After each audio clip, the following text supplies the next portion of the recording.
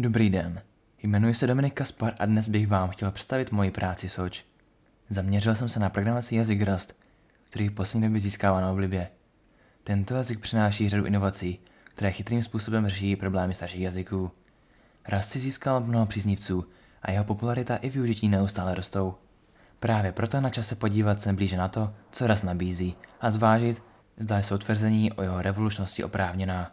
Rust je kompilovaný memory safe jazyk, který najde uplatnění tam, kde se tradičně využívá C, C++, například při vývoji firmware, ovladačů, operačních systémů, síťových aplikací či příkazových nástrojů. Nejenže nabízí Rust přesnou kontrolu nad pamětí jako C++, ale dokonce navíc garantuje její bezpečnost, což minimalizuje riziko chyb spojených s nevhodným přístupem do paměti programu.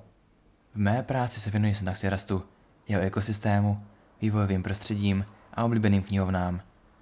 Hlavní částí mé práce je však praktický projekt, v němž jsem vytvořil REST API pro přihlašování uživatelů.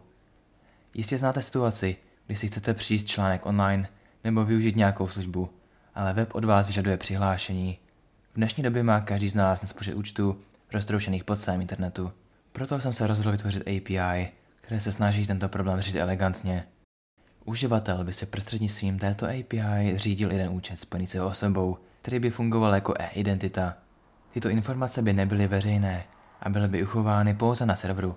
Každý uživatel by si mohl vytvořit více veřejných identit, jako jsou pracovní, osobní nebo herní profily. Uživatel by se přihlašoval právě přes tyto identity do různých aplikací. Aplikace by přes tuto API vytvořila přihlašovací bránu a uživatelé do ní přesměrovala. Zde by uživatel viděl základní informace jako kdo a kam se kdo přihlašuje. Poté pomocí svého mobilního zařízení by naskenoval QR kód v centru obrazovky a ten by pomocí asymetrického šifrování autorizoval tuto přihlašovací bránu. Jakmile by se stalo, uživatel je přesměrován zpátky bez vyplňování jakýchkoliv přihlašovacích údajů. Projekt je však rozsáhlejší, než jsem původně očekával, a tak jsem se v rámci této práce soustředil převážně na backend část v Rustu, zatímco ostatní části zůstávají v návrhu.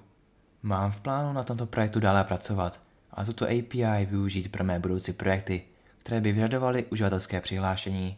Pokud vás moje práce zaujala, budu rád, pokud si ji přečtete.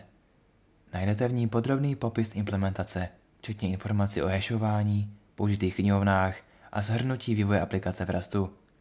Děkuji za vaši pozornost.